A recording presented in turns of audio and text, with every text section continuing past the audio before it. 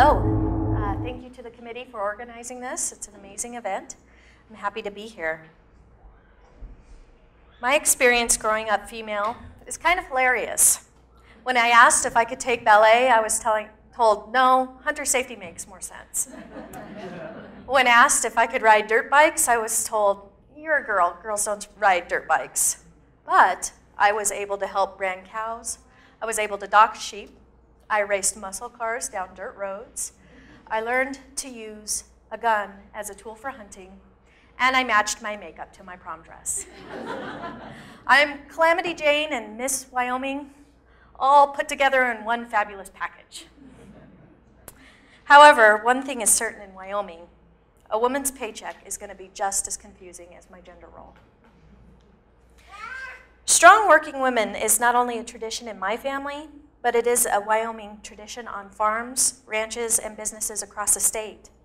I benefit from this tradition, and I'm proud of my job at Northwest College Foundation, where I'm able to raise funds for students. I'm also fascinated by women's philanthropy and our ability to give. But I want to take my professional hat off tonight and talk to you about something else that's important to the women and mothers I know, the wage gap in the state. So call me Old West, but I take our state's motto literally, the equality state. For those of us that enjoy Wyoming history, we know that women in Wyoming increased the voting population that helped make Wyoming a state. At the founding moment of our state, women counted. This was and is a big deal because in Wyoming, women still count, just not as much as men if you look at the wage gap. Now, many people still think that's a joke, but we must count and be counted for more in order to achieve equality. The gender pay gap is a complex and multi-layered issue, and there's no possible way I can cover all of its issues tonight. And I'm also not suggesting that all women will want to work outside of the home. It's also not as simple as comparing paychecks because there are too many factors that affect it. To close the gap requires the political and collective will from governments, employers, employees, and their representatives in order to improve the situation. That means politicians must believe there is a problem. And if political will is not enough for Wyoming, groups of women and men must come together to address these issues that face our neighbors, families, and friends. After all, Wyoming's working families, especially during tough times, rely on the wages of mothers and fathers, husbands and wives, to make ends meet. Equal pay, therefore, is not just a woman's issue, it's a family issue. So how does our community honor its rich Wild West heritage in the light of a new day? How do we nod to our past and embrace our future in a way that honors our sense of place? Let's start where our state started. Let's start with Wyoming's women. I believe that we can be more than ladies of ill repute to make as much as a man in the mining industry. I believe that Wyoming's men, as well as its women, have the right to pursue the American dream in the proud tradition of our state. According to a recent Institute for Women's Policy research report, Wyoming women won't achieve equal pay for the same work until 2159. You heard that right, 2159. That means my daughter won't see this day in her lifetime and likely not in our grandchildren's lifetime. But my daughter also gets to experience some of the best things about growing up in Wyoming, a state where a woman can embrace her womanhood and her strength however she wants and be praised for it. She can enjoy fish hooks and bullets and still embrace her femininity. As Wyoming women, we have special privileges that I'm grateful for every day. In some ways, Wyoming women get to be socialized in part as a boy and then told to act like girls. But instead of this increasing women's likelihood of state leadership, it has led to a depressed status for women across the board. But on the flip side, it allows us to express our genders in ways other young women would never dare. Actually, romanticizing the Old West has served the state well.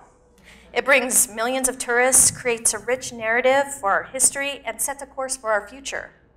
But this little house on the prairie, romantic version of the Old West, is a disservice to Wyoming's real history and tradition of strong, intelligent, industrious, and responsible women. When I think of women's history, I don't just think of the legendary Annie Oakley. I think of Nellie Taylor Ross, who was Wyoming's 14th governor elected in 1925 and the first woman to be elected governor in the U.S. She went on to be the director of the U.S. Mint, where she was famous for creating the Franklin half dollar. I think of Esther Morris, who became the first woman Justice of the Peace in 1870, shortly after the Women's Suffrage Amendment was signed in 1869 in Wyoming.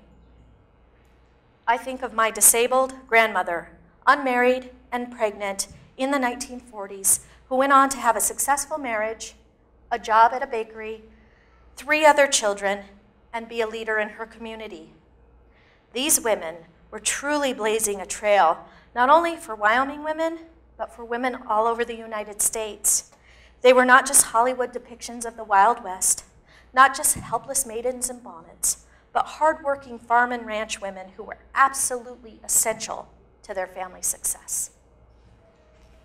But these strong, hardworking Wyoming women still don't get paid the same as men in their families for the same job, or placed in leadership positions at the same rate as men 100 years later. So what's causing the wage disparity in Wyoming? Some will say it's because women aren't climbing on oil rigs and doing other dangerous energy-related jobs. But climbing rigs in 40 below weather is hardly the biggest deterrent for women. Harassment and violence are much bigger deterrents. And until all industries and firms address those problems, excuses like this one will remain an unreasonable argument.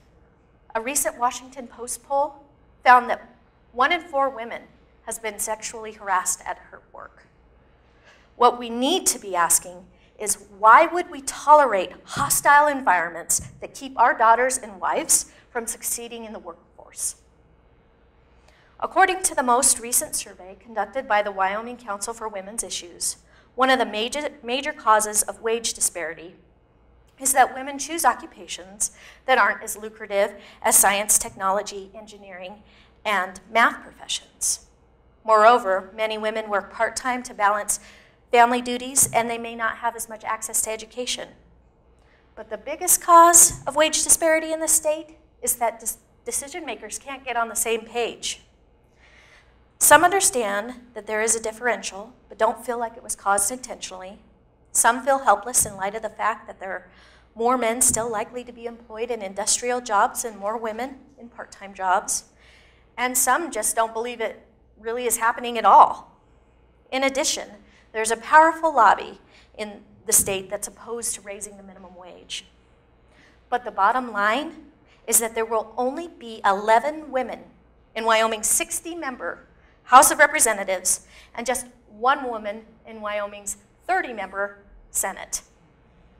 That means that the people legislating policy around this issue are not a representation of the entire family. These elected officials' wives, daughters, and grandchildren must be considered in their policy making and need to have a seat at the policy table. We have made some improvement, though. This year, Wyoming moved from 50th to 49th in the state rankings for the largest difference between what women and men earn. Women now bring home 69 cents on the dollar compared to the last annual survey when women averaged 65 cents. Nationally, the figure is 78 cents per dollar, according to the American Association of University Women. And these gaps get disproportionately worse for women of color and for women who work in the service industry.